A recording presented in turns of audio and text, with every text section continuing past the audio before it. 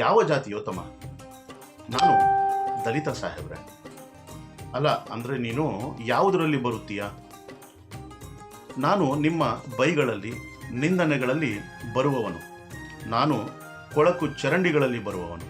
ಜೊತೆಗೆ ಪ್ರತ್ಯೇಕವಾಗಿಟ್ಟ ಊಟದ ತಟ್ಟೆಗಳಲ್ಲಿ ಬರುವವನು ಸಾಹೇಬ್ರೆ. ನೀನು ಹಿಂದೂಗಳಲ್ಲಿ ಬರುತ್ತೀಯಾ ಅಂದುಕೊಂಡಿದ್ದೆ. ಬರುತ್ತೀನಲ್ಲ ಸಾಹೇಬ್ರೆ. ಆದರೆ ನಿಮ್ಮ ಚುನಾವಣೆಗಳು ಬಂದಾಗ ಏನು ಉಣ್ಣುತ್ತೀಯಾ? ಒಬ್ಬ ದಲಿತ ಉಣ್ಣುವುದನ್ನೇ ಉಣ್ಣುತ್ತೇನೆ ಸಾಹೇಬ್ರೆ. ಅಲ್ಲ, ನನ್ನ ಅರ್ಥ ಏನು ತಿನ್ನುತ್ತೀಯಾ?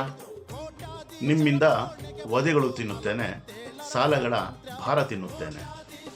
ಹಾಗೆ ಹಣದ ಬಿಕ್ಕಟ್ಟಿನಲ್ಲಿದ್ದಾಗ ಒಮ್ಮೊಮ್ಮೆ ಉಪ್ಪಿನ ಕಾಯಿ ತಿನ್ನುತ್ತೇನೆ ಸಾಹೇಬ್ರೆ.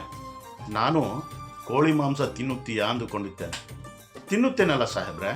ಆದರೆ ಚುನಾವಣೆಗಳು ಬಂದಾಗ ಏನು ಕುಡಿಯುತ್ತೀಯಾ? ಒಬ್ಬ ದಲಿತ ಕುಡಿಯುವುದನ್ನೇ ಕುಡಿಯುತ್ತೇನೆ ಸಾಹೇಬ್ರೆ. ಅಲ್ಲ, ನನ್ನ ಅರ್ಥ ಏನೇನು ಕುಡಿಯುತ್ತೀಯಾ? ಅಸ್ಪೃಶ್ಯತೆಯ ದುಃಖ, ಒಡೆದು ಹೋದ ಕನಸುಗಳ ಉಸಿರು, ಹಾಗೆ ಬೆತ್ತಲ ಕಣ್ಣುಗಳಿಂದ ನೋಡಬಹುದಾದ ಭ್ರಮೆ ಸಾಹೇಬ್ರೆ. ನಾನು ಅಂದುಕೊಂಡೆ ಶರಾಬು ಕುಡಿಯುತ್ತೀಯಾ ಎಂದು.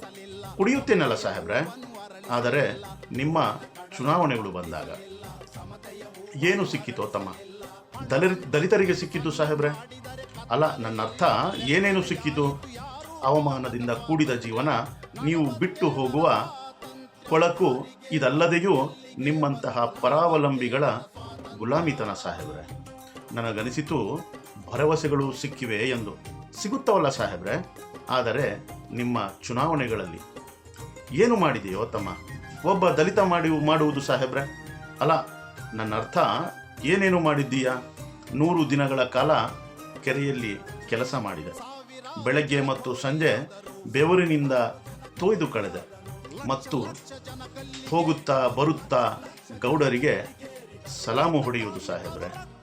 ನಾನೇನೋ ದೊಡ್ಡ ಕೆಲಸ ಮಾಡಿದ್ದೀಯಾ ಎಂದು ಭಾವಿಸಿದೆ. ಮಾಡಿದ್ದೇನಲ್ಲ ಸಾಹೇಬ್ರೆ. ನಿಮ್ಮ ಚುನಾವಣೆಗಳ ಪ್ರಚಾರ